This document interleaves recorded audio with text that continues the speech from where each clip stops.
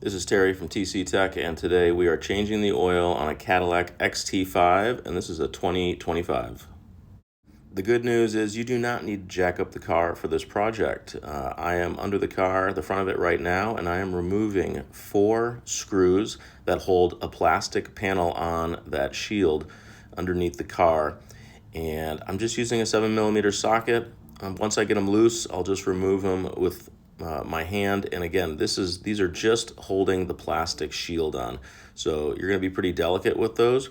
Once you spin off all 4, behind that panel, you will be able to see the oil filter as well as the drain plug.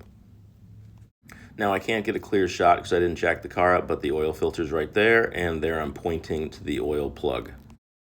Now, the drain plug on these cars is plastic, and so you're just going to use a 1/4-inch extension as your tool to unscrew it.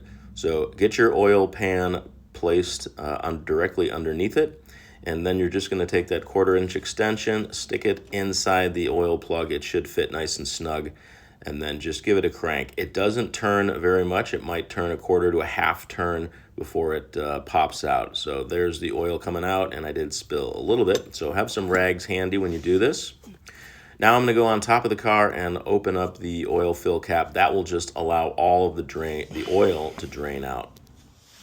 Once all of the oil has drained, let's go and replace that oil plug. And remember, it is plastic, so be careful while you're turning it. Make sure you get it in all the way, but once it stops, don't try and crank it any further again because it is plastic. Now, I strongly recommend using an oil filter pliers. You can fit it in there, and I'll put links in the description to all the tools I'm using, but give that a few turns to get it loose, then you'll be able to spin it out quite easily by hand. So once it's loose, make sure your oil pan is right under it, and then go ahead and unscrew it. And I do recommend having some rags handy because oil is going to spill out of it. You can wear some gloves if you want to keep your hands clean. Now you can go ahead and oil the seal on the new oil filter and thread that on. Once I've got the new oil filter on, I just put a glove on and crank it on hand tight. Don't overdo it, but certainly don't use an oil filter wrench. All right, with the oil filter and plug back in place, we can put that plastic shield back on. You're going to slide 2 tabs of plastic on it and then push it into place. And now I'm just kind of hand threading in those 4 screws that are just holding that plastic shield in place. Again, remember, these are just being screwed into plastic. So I recommend getting them on finger tight first. Then go ahead with a 7mm socket, and then I'm just going to very carefully snug those down. You don't want to strip them, so just go hand tight for each of them to get that plastic shield back in place.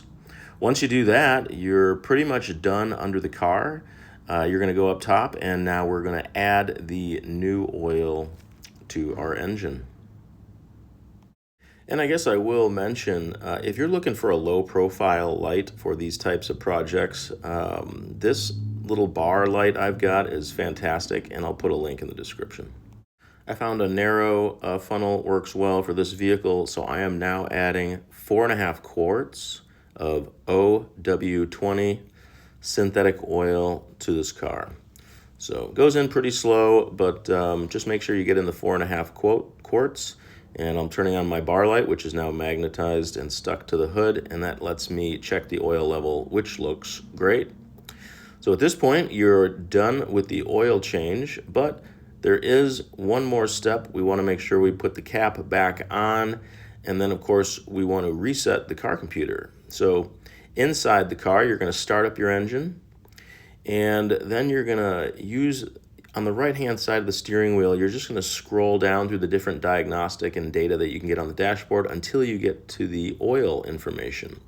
Once you get there, you're just going to hold the select button until it beeps, and then once it beeps, it should change from 0% to 100%. And now you are officially all done. Thanks for watching. Check out the description for more information and hit that subscribe button if you'd like to see more videos.